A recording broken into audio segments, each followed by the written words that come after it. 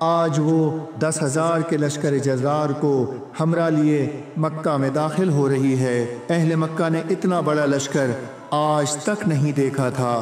ہر قبیلے کا اپنا اپنا رسالہ ہے، گھوڑوں اور اونٹوں پر سوار ہیں، جسموں پر آہنی زر ہیں اور سروں پر فولادی خود چمک رہے ہیں۔ بسم اللہ الرحمن الرحیم۔ سورہ نصر ترتیب کے اعتبار سے 110 نمبر پر ہے۔ یہ مدنی صورت ہے۔ اس میں 3 آیات ہیں۔ اس سورہ مبارکہ کے کئی نام ہیں۔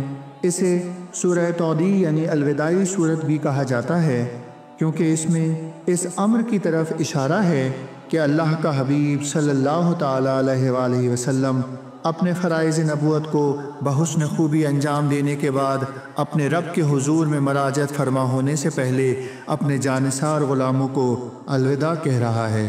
اسے سورہ فتح بھی کہتے ہیں، لیکن اس کا مشہور ترین نام سورہ نصر ہے، جو پہلی آیت سے ماخوذ ہے۔ ہجرت کے بعد جو سورت مکہ مکرمہ میں نازل ہوئی اسے بھی مدنی صورتوں میں شمار کیا جاتا ہے۔ یہ سورت مکہ مکرمہ میں نازل ہوئی لیکن ہجرت کے بعد نازل ہوئی، اسی لیے اسے مدنی ہی کہا جاتا ہے۔ علماء کرام نے تصریح فرمائی کہ قرآن کریم کی یہ آخری مکمل سورت ہے جو سرور عالمیہ علیہ الصلاۃ والسلام پر نازل ہوئی۔ اس سورت کے نزول کے وقت کے بارے میں 2 قول ہیں۔ ایک یہ کہ یہ فتح مکہ کے وقت نازل ہوئی، یہ وسعت سعید ہے کہ چند سال پہلے جو ہستی یہاں سے ہجرت کرنے پر مجبور ہوئی تھی اور اس کے ساتھ صرف ایک جانثار ابو بکر تھا، آج وہ 10,000 کے لشکر جزار کو ہمراہ لیے مکہ میں داخل ہو رہی ہے۔ اہل مکہ نے اتنا بڑا لشکر آج تک نہیں دیکھا تھا۔ ہر قبیلے کا اپنا اپنا رسالہ ہے، گھوڑوں اور اونٹوں پر سوار ہیں، جسموں پر آہنی زر ہیں اور سروں پر فولادی خود چمک رہے ہیں۔ جوش و خروش کا عجیب عالم ہے۔ جب یہ فوج وادی بطحا سے گزرتی ہے تو زمین ان کے قدموں کے نیچے لرز جاتی ہے۔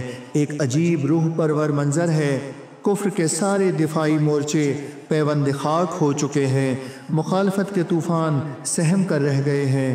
ہر شخص کو اپنے انجام کی فکر نے حواس باختہ کر دیا ہے، لیکن اس لشکر کے سپہ سالار نے تاکیدی ہدایات جاری کی ہیں کہ خون خرابے سے قطعاً اجتناب کیا جائے، کسی پر دست درازی نہ کی جائے، تلواریں میانوں میں، تیر ترکشوں میں، کمانیں کندھوں سے آویزاں رہیں۔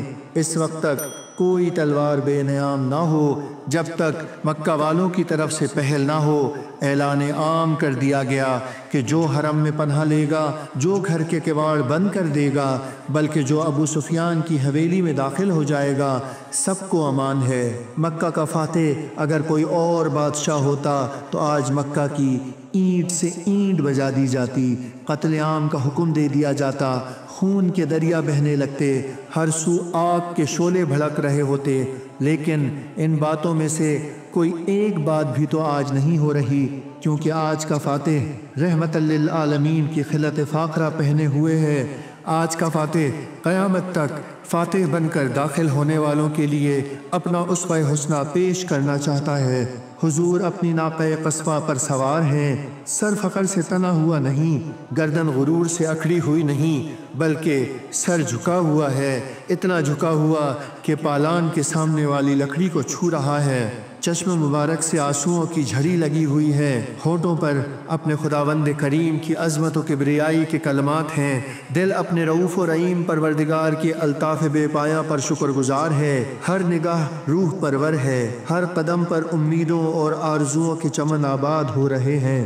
اس وقت جبرائیل امین یہ مبارک صورت لے کر بارگاہ رسالت میں حاضر ہوتے ہیں اور فتح و کامرانی کی تقریب منانے کا الہی منشور پیش کرتے ہیں۔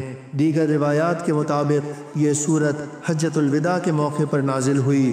منا کا میدان قدسی صفات بندوں کے پر نور چہروں اور ضیابار پیشانیوں کے باعث نور العلا نور ہے۔ تہلیل و تسبیح کی صدائیں ہر گوشے سے بلند ہو رہی ہیں۔ شرک و بت پرستی کے وطن میں آج توحید کا بابرکت پرچم نصب کیا جا رہا ہے۔